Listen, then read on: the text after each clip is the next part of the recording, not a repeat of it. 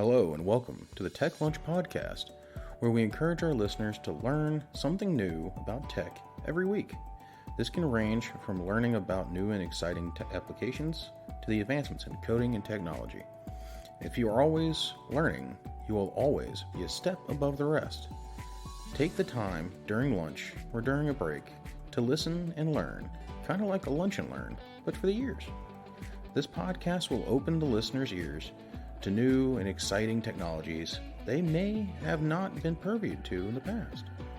These topics will range from manufacturing technologies to data collection technologies and everything in between. Hey y'all, I'm Nick. And I'm John. And, this week we are missing Ed again. But, hey, we all got lives outside of the podcast. And, first I'm going to jump on this real quick. For the 170 y'all that listened to us in one day, thank you. That was awesome to see.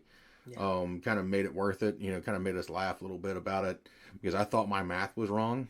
I didn't believe him. And became a little bit of a more comical subject than usual. And y'all from Singapore are killing it right now. And I absolutely love it. Never been to Singapore. I hope to. So if you have any place interesting to see or do or something like that, shoot over to us. We might end up taking you up on that and coming out there and having a conversation about 3D printing or something like that with you. I definitely would not mind. But to jump back in on today's topic, we're talking about we're still going back to the 3D printer barrier of entry, the barrier entry topic that we've been hitting on. And one of those is defining the why. If you think about it, me and Ed have talked about it before. It's, how do you do requirements gathering? It's the who, it's the who, the what, the when, the where, the why, and the how. We know where we're going, doing requirements gathering with, and we may do that same exact process, for 3D printing, the requirements gathering 3D printing. You're completely right, because I'm thinking about it, and every question, who, what, when, where, why, you have to answer those. Exactly. It has to have something. And so, one day we'll do an episode just on 3D printer requirements gathering. But today we're going to talk about the why. Because it's a barrier to entry. Yeah. When we get to the requirements gathering, we'll talk about the why. Exactly. Why am I printing this? But this why is, why am I getting into this? Yeah, why am I committing $400+ $200 to $400+ on a system that takes 11 to 18 hours to print, maybe 2 or 3 days? Why am I getting into that? What are you thinking when you talk about the reason why? Like for me, I think it's not all the same for everybody, but for probably me and you, Nick, is the why was more of a why not, more of a, wait, you can make that? Yeah. Hold on, let me see. Wait, they're doing that? Okay, let me try let's see if I can innovate. They're innovating this way. Let's see if I can use that same process to make. See if I can change it. Yeah. How I can make it unique, make it my own. So that's not. I wouldn't say that's what most people their mindset are. The why behind a lot of these things is more of, I'd even say, is, we talked about cost, but not cost in the sense of money, but it's like value. Yeah. Does that make sense? What value am I going to get out of this? Yeah, that's a big one. It's who am I going to print this for?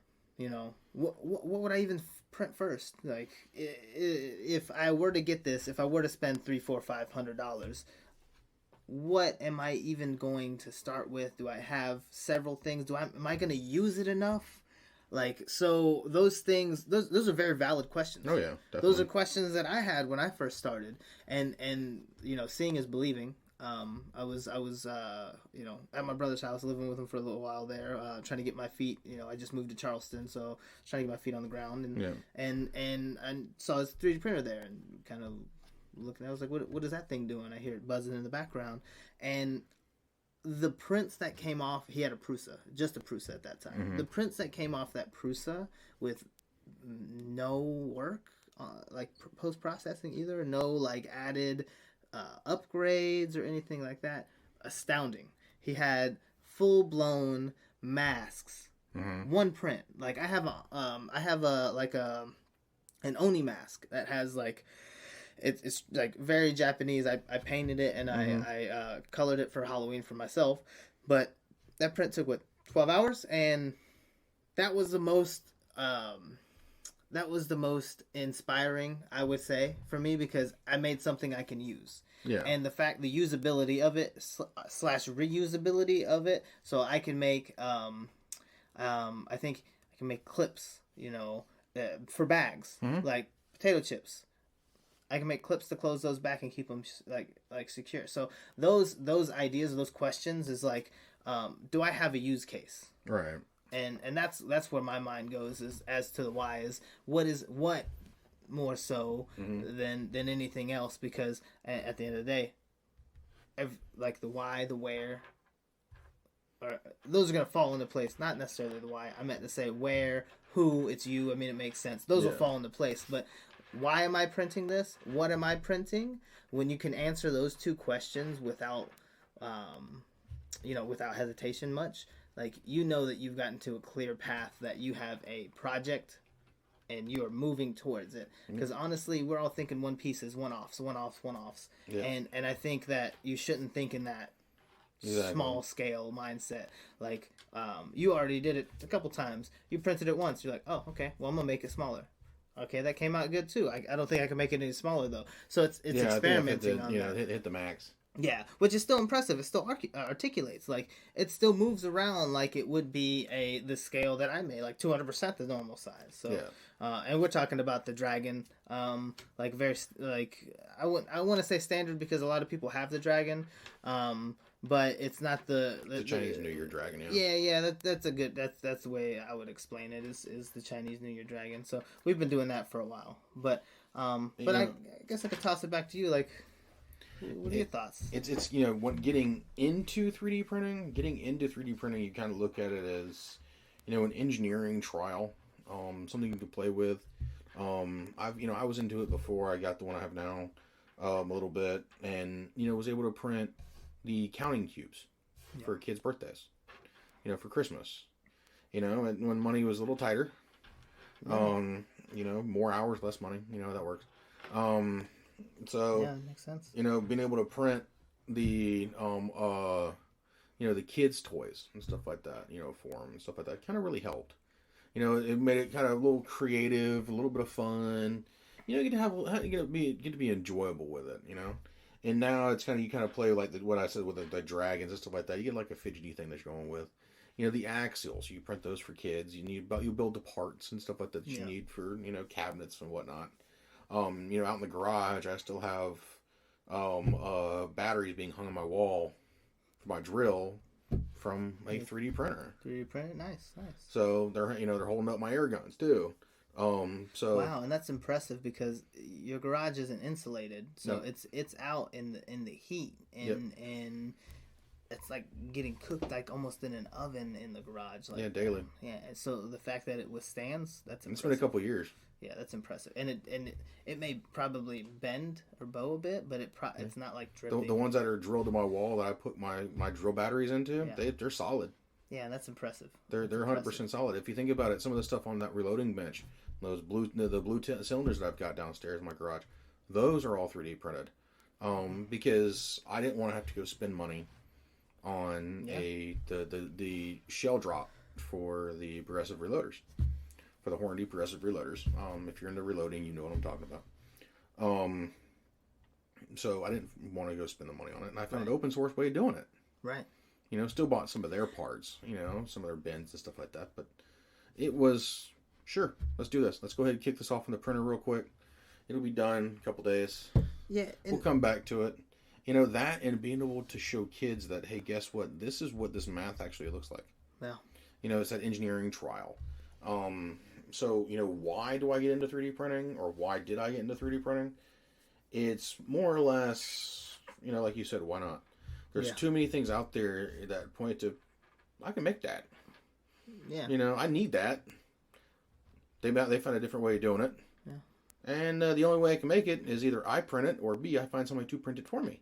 Yeah. You know, and because sometimes you don't want to go to the store, you need to find a different way around it. Yeah, sometimes these parts, like I've seen before, we people talk about reverse engineering things. Yep. You know, Apple reverse engineered the computer to make the MacBook, the Macintosh, so that they can make their own type of computers and kind of innovate in that way.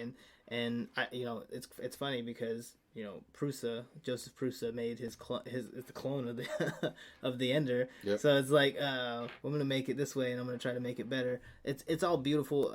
Like in my mind, it's not just No one's stealing from Peter to pay Paul. yeah, it's not just the why not either. It's the you hit it right on the head. Is I can make this cheaper. Yeah.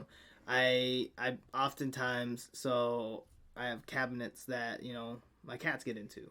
I don't want them to get in those cabinets. I've got, you know, food in there that this is where their food's at. That's why they want to get in there. This is where, you know, I'm trying to keep them away from things, and they just open them up. So I printed little baby savers and drilled those into the cabinets. And, you know, granted, you go to the store, you go to Walmart, you pick them up for what, $7 for like 25 of them.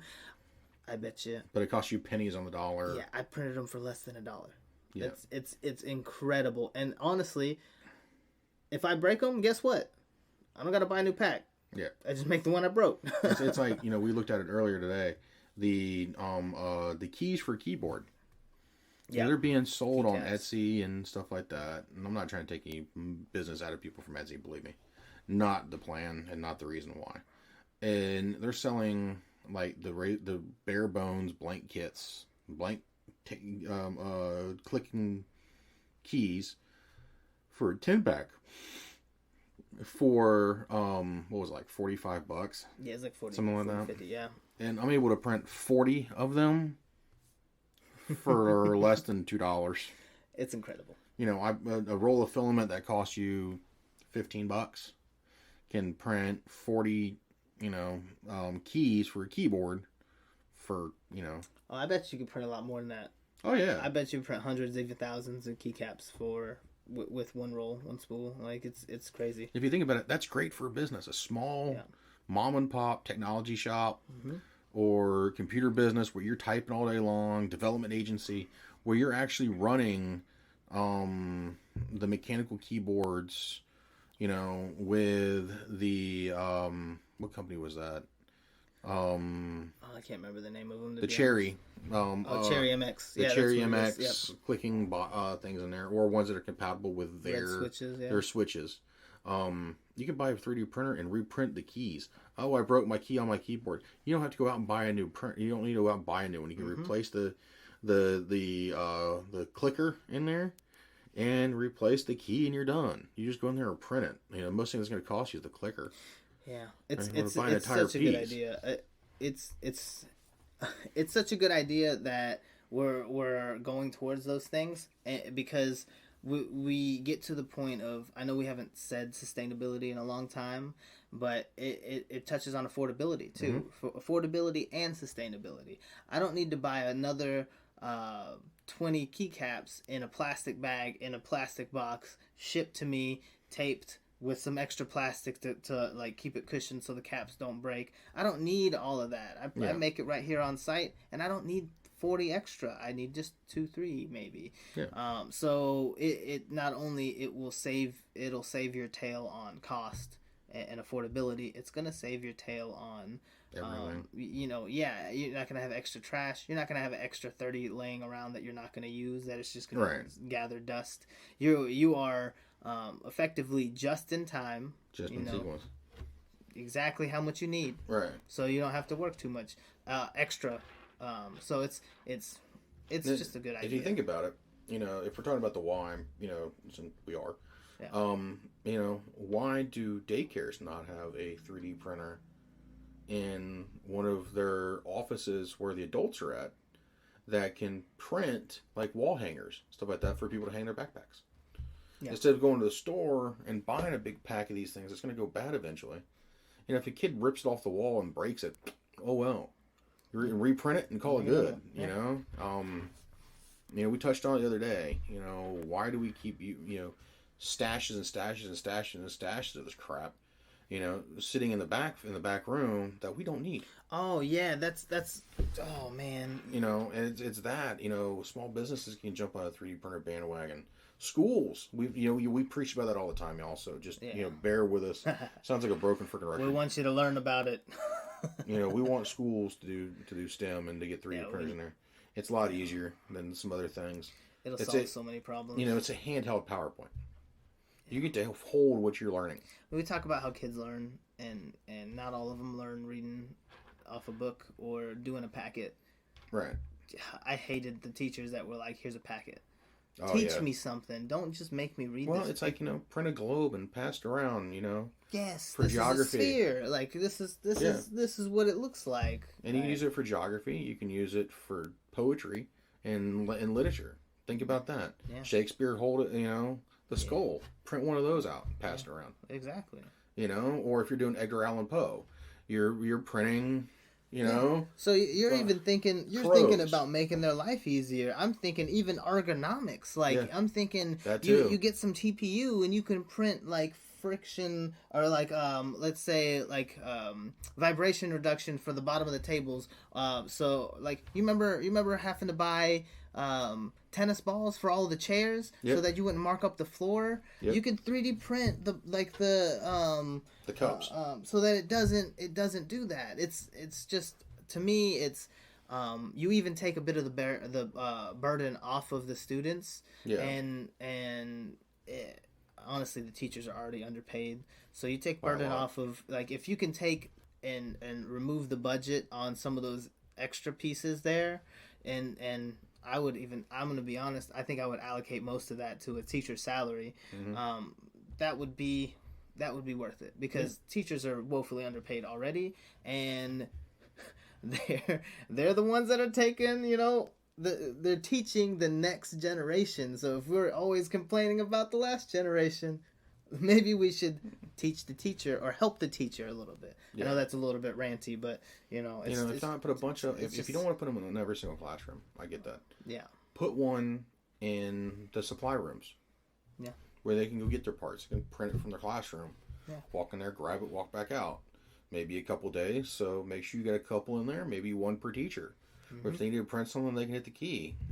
Make your janitor a facilities guy. He can do both. Right. Yeah. That, or if you really wanted to, have a company near you, where they can outsource, those prints to, and they'd be, able to print those for you and ship them to you, or bring them to your location, and they will charge you. They will not charge you that much. Mm-mm. If you go to a small, shop, it's like, who knows? Maybe later on we may get that infrastructure. We can do it for people. But, right now it's not there. But if you have any questions about that, let us know. If that's something that's, needed, let us know. And, we will try to pull resources to help. Mm-hmm. If it comes down to it, we will pull resources to help. At that point, and it wouldn't cost anybody very much of anything. Right. But that's just here nor there. That's just a totally different. Yeah, we just like being helpful on that side, and if it goes into teaching somebody about it, like if it goes into creating that spark, that passion that I found when I first saw my first 3D printer, then it's honestly worth it. Yeah. You just make someone's mind up, one person's mind up. That's worth it. Yeah, and I know you're getting ready to touch on the stuff left in the back room, the 3D printer of why. Oh yeah. I used to work retail, and I can't tell you how many times I'd break a wall down, build it back up a certain way, pegboards and things like that. There were always 4 to 5 extra boxes of unused hardware. Now, granted, they would make us ship those to new stores when they opened them, but what if you don't have the budget to open a new store? Those just sit in the back. Yeah. That's extra space, right? And or a small mom and pop store, exactly. Arts and craft store. Yeah, sometimes you don't have enough time to break things down and rebuild them. Yeah. Sometimes you just need to grab a peg, put it on there, or if a peg broke, put it on the pegboard, get a new one to put on the pegboard, and you're good to go. But having boxes and boxes of extra fixtures, no, that's not smart. Like, it may be marketing, you want to change some things around. It's not worth it. You save your money on that. Save the space. It's a waste. Yeah, save the space, because at that rate, if it's not being used, then it's only hurting you. Yeah, and that goes also back to something that me and Ed I think have talked about in the past: digitization. It's like, y'all, if you're gonna own a company where you have to worry about marketing and stuff like that, please do it digital. There's so many times and I have family who work in the world of convention show floors and stuff like that. Go digital. For the love of God, go digital. Have digital signage. Because I'm going to tell you, January 1st, 2019 only comes once. You don't need to keep that. You don't need to keep that documentation around very much longer. Okay. I used to work retail myself. Yeah. I couldn't tell you how many times you walked in the back room and you saw ads. Yeah. From decades ago. With specific dates. Yeah, right. The window things from decades ago. So what do? Reuse it? You can't. No, I'm going to throw it out. So you're causing more waste. Well, that's plastic covered waste. And it's like with me, I've constantly stayed in the automotive industry. So it's like if that has oil on it, you can't you can't dispose of it. As you would anything else. Exactly. It's disposed of differently. So now you're causing issues. However, that was rare, but it still was there where you're like, why do we still have this? When I could go buy a TV, could throw a mini PC attached to it, throw up my banner, and I'm done. Yeah, and you can change that no matter what. You literally scrolling macrame. Yeah, it's so. They have apps on freaking Raspberry Pis for that now. It's so simple to do that. So that kind of got on a little tangent, but it's important because we touch on why and sustainability is a big reason why. Yeah, the creators bit. Huge reason why. And the thing is the recycling of the 3D printing stuff, that's coming. Yeah. People are doing it at home now. Yeah. So it's getting cheaper, but right. Yeah. But the thing is so it's coming back full circle. Yeah. Things that used to be outside of touch, is not there. You can print things that you can go on, all these places and find an STL. You can print things that you may have never printed before, or ever thought you get your hands on. Mm-hmm. It's like I have a model sitting at work right now, that I printed because one of my good friends just retired this year from, the Air Force. And, that I printed a C-17 Globemaster 3. It took a couple hours, but it's, it's also one thing of, if I print this enough, with something like this, I can help make retirement gifts for people and give back to the guys who are retiring, Yeah. and stuff like that, who paved the way before I came to the Marine Corps. And that's, it's here nor there though. But that's a why and a way forward. It creates value. Right. That creates value not only for you, not only for your, those interactions that you have, those relationships you have with any of the retirees or any veterans. It's vital. It actually does go quite a long way. It's even a small something small, it'll immediately become sentimental. So like I have a similar example, which I haven't found a model yet.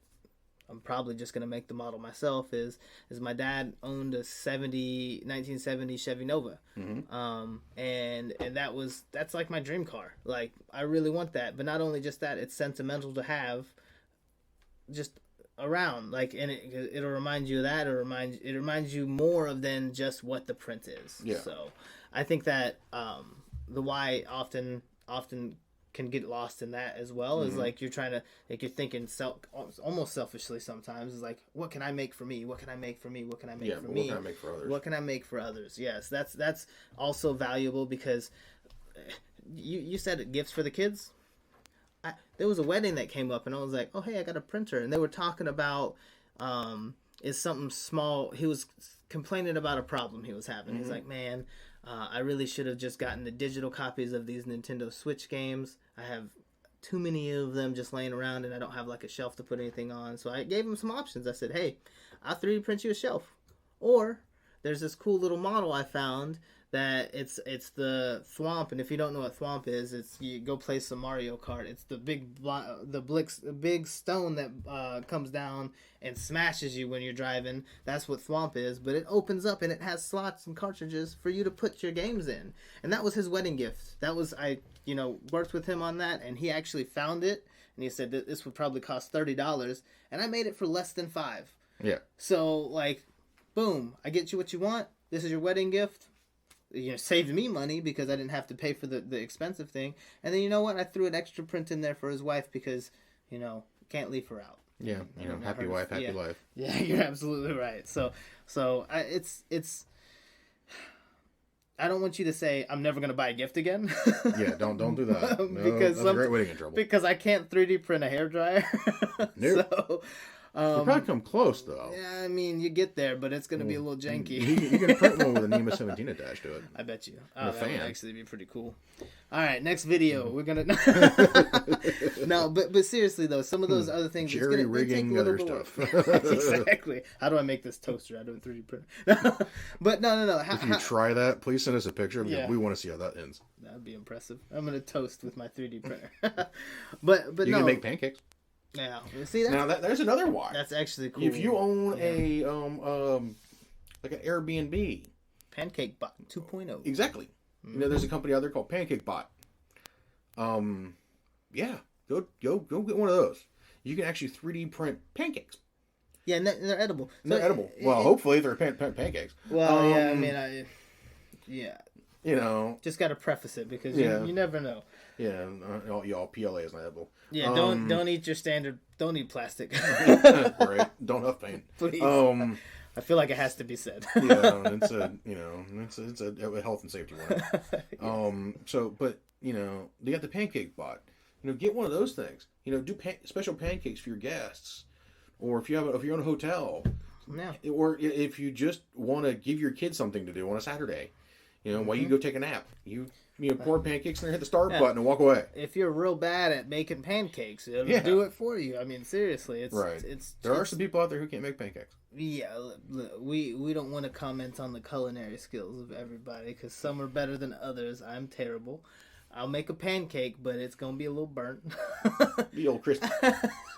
But it depends on what you want. But no, yeah, it's cool, and the Pancake Bot itself takes the hot end out and introduces a syringe. Yeah. Yeah, it's that's what we're kind of pushing for when we're saying why. The innovation is why. I can do that. It didn't stop there, and it doesn't stop there. No, we saw a PCB printer this morning. They're printing little circuits. We saw one that's the chef. The Chef Bot. Yeah, it's printing out of sugar and making like very complex sugar cubes and chocolate and what was it, Easter Bunny? Yeah, they was printing Easter bunnies, and I think it's called what is it, Chef Jet? Yeah, Chef Jet. The Chef Jet. Mind you, if you look that up, you're going to get Jet Tila. Just we're sorry to Jeff Tila. Yeah, we're really sorry about that one. That's not our choice. Because honestly, and the reason I say that is because it's actually kind of comical.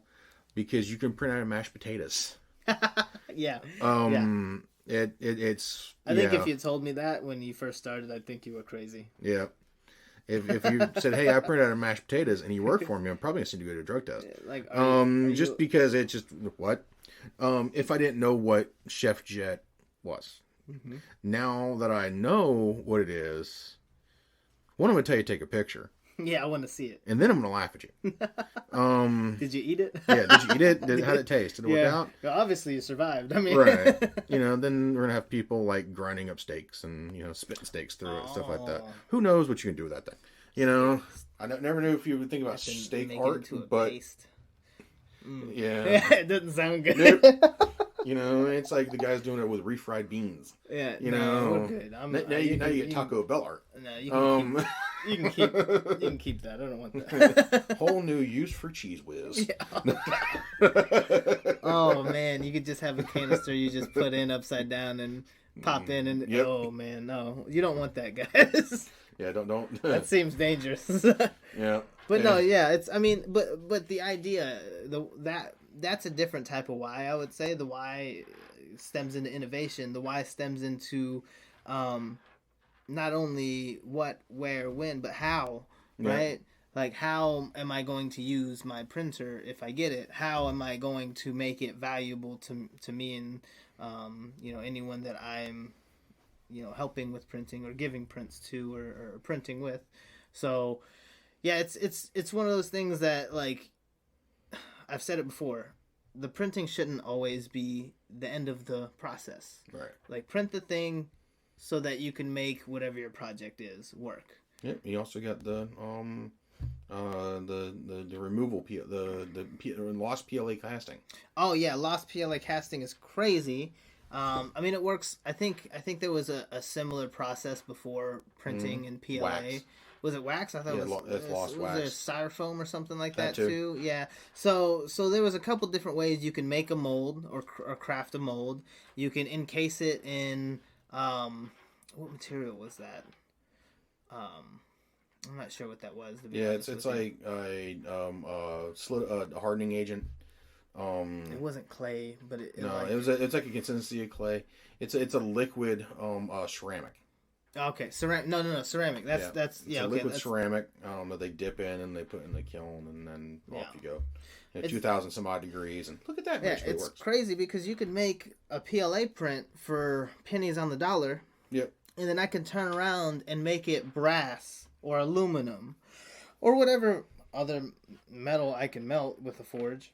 Yeah. If you have a homemade forge, you're not going to put metal on the stove. Stop it. Yeah, don't do that. Don't do that. But you need a forge. You can melt it down in a forge, and then you get your cast, and then from there, make sure your cast is the same temperature as your steel. Yeah. And then let her rip, tater chip, and see what you get. We watched somebody make cast and make brass. I think handles or knockers or something like that for the gears. Yeah, for a boat or for something like that. It was and it was crazy because you couldn't buy that part from the store anymore because they don't make it anymore. So if that breaks, what am I gonna do? Yeah, it's like it was the same guy who made the gears that face two different directions that bit differently that you can't actually machine. Yeah. The only way you can machine that. Lost PLA casting is the only way you can do that. So it's just impressive the different types of what you can do, how you can do it. So it's, to me, with the introduction of being able to print in metal, now sistering, it becomes more of a why not for everyone else. Yeah, exactly. So, it's good for manufacturing. It's good for advanced prototyping and that type of stuff. So yeah, it's great for that. So, but that's, I think, brings us to the end of it. And I think that you've heard us ramble enough about why. I think now it's time for y'all to figure out your why. Why are you wanting to do this? Why are you getting into it? If you figure that out, let us know. We kind of want to hear how this goes. And ask us how we can help. Yeah, exactly. We'll be more than happy to help you. Send us an email, let us know, and we'll be more than happy to jump in and give you a hand. Mm-hmm. So, I say thank you from my side, and again, I'll reiterate, I thank everybody who's listening to us, who's kind of gave us a whirl, on the amount of people listening in one day. We love it. We think it's awesome. Crazy. You made me look like a fool there for a second, but or not believe myself, one of the two. So, but hey, we appreciate it. We thank you for being part of the journey. Hopefully you stick around for a lot more. And we'll catch you around the bend. I'll turn it over to John for the parting words, and then we'll see you later. Yeah, guys. So, always gonna echo the thanks. It's crazy.